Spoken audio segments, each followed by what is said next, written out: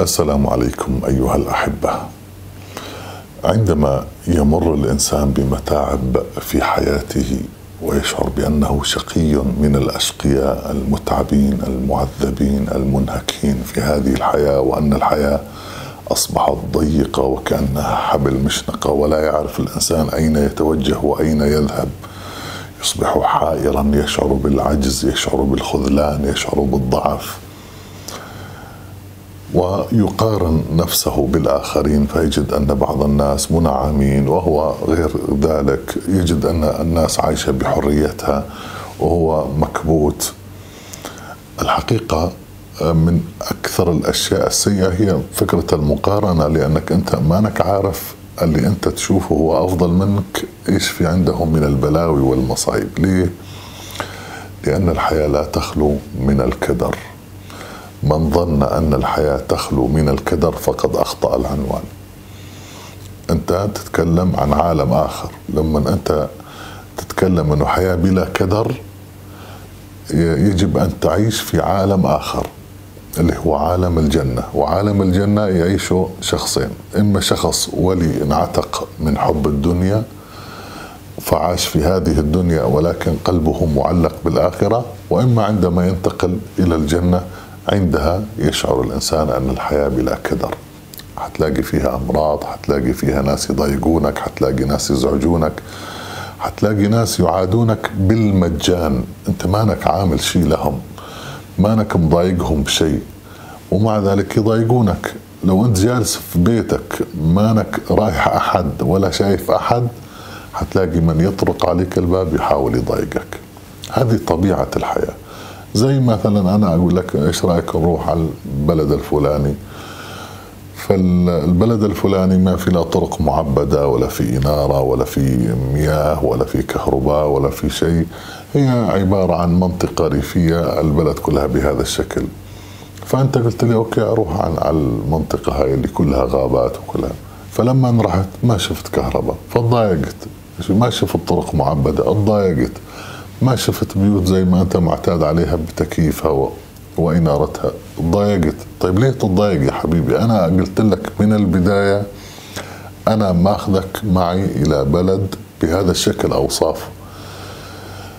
الإنسان العاقل ما يتضايق، إنما هو يتأقلم ويتعايش مع هذا المكان اللي هو منتقل إليه. ربنا سبحانه وتعالى قال لك أن هذه الحياة كدر، وأنها تعب، وأنك كادح إلى ربك كدحا فملاقيه.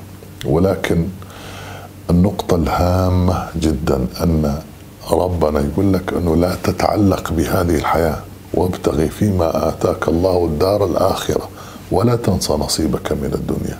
لكن الهدف الأول والغاية الأولى هي قلبك معلق بالآخرة، ولا تنسى نصيبك من الدنيا علشان تأخذ بالأسباب وتعيش هذه الحياة.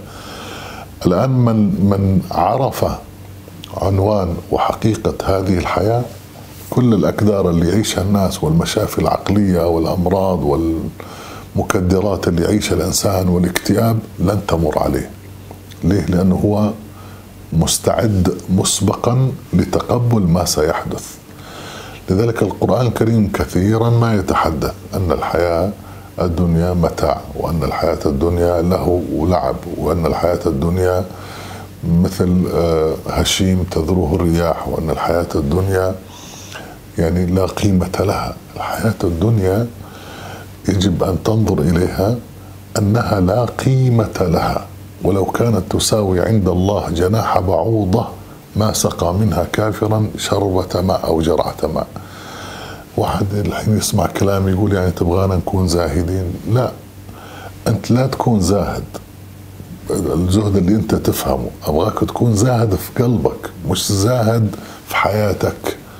عيش حياتك زي ما تحب وزي ما تشتهي، ولكن قلبك لا تعلقه في الدنيا. أغلب مشاكلك أيها الإنسان لأنك معلق قلبك في الدنيا وتظن بأن الحياة الدنيا باقية، وهذا ما يسمى طول الأمل. لكن إذا تعاملت مع هذه الحياة الدنيا اللي أنت عايش فيها على أنها هي مثل مرحلتك في لما كنت جنين في رحم والدتك، هذه مرحلة الجنين، أنت حتبقى فيها فترة ثم تنتقل من الجنين إلى عالم آخر. أنت الآن تعيش في رحم كبير اللي هو الدنيا، ولكن هذا الرحم زي ما أنت بقيت 9 أشهر في بطن أمك، حتبقى في بطن هذه الدنيا أيضا فترة سنوات. هذه السنوات كلها، كل هذه السنوات، مئات السنين وربما آلاف السنين، لا تساوي بالنسبة للعالم اللي حتنتقل إليه إلا ساعة من نهار. كل هذه الحياة الدنيا لا تساوي 60 دقيقة أو ساعة أو نصف ساعة من الوقت كلها. لكن أنت الآن لو جيت على جنين وسألته أنه كيف الوقت، يقول لك هذا عمر. 9 أشهر يشوفها عمر. يعني شوف، في مخلوقات ربنا خلقها عمرها كله 24 ساعة. في مخلوقات ربنا خلقها ساعات عمرها ثم تموت. كل عمرها خلقها، يعني العمر حقها هو ساعات. في مخلوقات تلاقي عمرها مثلا سنة، في سنتين، في 3 سنوات، كل عمرها الافتراضي. أنت أيها الإنسان عمرك الافتراضي 60 سنة أو 70 سنة أو 80 سنة أو 90 سنة أو 120 سنة. لكن هذه السنوات كلها ما هي إلا دقائق بالنسبة لما ينتظرك من عالم آخر. طيب أنت هذا الكلام اللي أقوله هو كلام ربنا في القرآن الكريم. الله هو اللي يقول هذا الكلام، مش شخص عادي أو فيلسوف أو يعني مؤسسة فضائية تتكلم عن هذا الموضوع وتخمن وتحذر. اللي يتكلم عن هذا الموضوع اللي خلقك وأوجدك وسواك وصورك وعدلك. يقول لك هذه الحياة الدنيا ما هي إلا ساعة، كأنهم لم يلبثوا إلا ساعة من نهار. فأنت عليش متضايق علشان هذه الساعة؟ علشان هي عمرك أصلا 3 دقائق بعمر الزمن. يعني أنت مضايق فلان وماخذ على خاطرك من فلان وتعاتب فلان وما تتحمل. هي كل عمرك هو عبارة عن دقائق في عمر الزمن بالنسبة للعمر اللي أنت حتنتقل إليه. لذلك لا تزعل ولا تضايق، تقبل كل شيء، كل شيء تقبله. علاوة على ذلك قل لعله خير في كل شيء تراه. ما تعرف، أحيانا في أشياء أنت ترى فيها السوء وهي تبطن الخير. وبشكل عام ما في سوء في الحياة، ما في سوء إلا وفي داخله خير. ما في شيء يصيب المؤمن إلا فيه خير، وإن بدا لك بأنه شر وأنه سوء. زوجك مش موافقك، زوجتك مش موافقتك، عندك حالة فقر، عندك حالة مرض، كل هذه المظاهر ظاهرها السوء ولكن باطنها الرحمة وباطنها الخير. أنت مانك شايف هذا الأمر، فتقبل ظاهر السوء واطلب من ربنا سبحانه وتعالى أن يكشف عن بصيرتك لترى حقائق الأمور.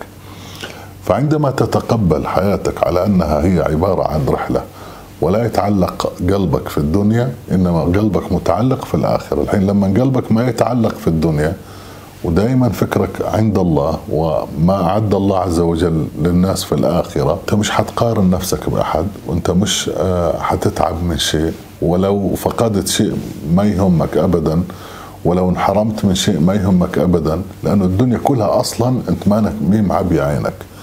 كل هذا ما في الدنيا من زخارف مو مالع عينك، أنت ما يملأ عينك إلا ما عند الله عز وجل اللي هو باقي ولا ينفد، ورحمة الله أكبر من كل هذه الدنيا. فأنا متعلق برحمة الله عز وجل. إذا كان قدرت تبرمج نفسك على هذه القصة، أعرف أنه أنت صرت ملكا في الدنيا. أيا كان وضعك، أيا كان حالك، ستعيش ملك، وستشعر بالغنى وتشعر بالأنس وتشعر بالكفاية، ولن يضيمك ضيم ولن يضرك ضر ولن يؤذيك أذى، لأنك عايش وقلبك متعلق بالآخرة. يعني زي شخص مر بطريق وهو حيشوف معشوقه، تشوف حبيبتك، تشوفين حبيبك ومعشوقك. الطريق اللي تمر فيه أنت طريق كله ثلج وكله حفر وكله، لكن أنت مش داري بها ولا منتبه. ليه؟ لأن قلبك معلق بحبيبك ومعشوقك. فكذلك القلب المعلق بالآخرة بما عند الله عز وجل لن يتأثر بقصص هذه الحياة الدنيا ومشاكل هذه الحياة الدنيا. احنا نتكلم غالبا عن مشاكل الحياة الدنيا للناس اللي قلوبهم مش معلقة بالآخرة. أما القلب المعلق بالآخرة، امرأة تسلخ جلدها لأن قلبها معلق بالآخرة، قالت ربي ابن لي عندك بيت في الجنة ونجني من فرعون وعمله ونجني من القوم الظالمين. فالإنسان لما قلبه معلق بالآخرة تلاقي دائما مفكر إيش عند الله، ماذا عند الله عز وجل، وعند الله ما لا يخطر على قلب بشر.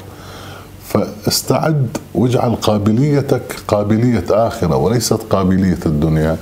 أحبب من شئت فإنك مفارقه، واعمل ما شئت فإنك مجزي به، وعش ما شئت فإنك ميت.